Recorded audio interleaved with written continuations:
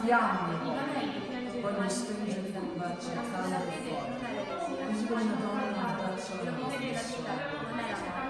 come la madre sul figlio fragile che mai pensare che anche se non capisce il male, non c'è giocare nella pace con lei, che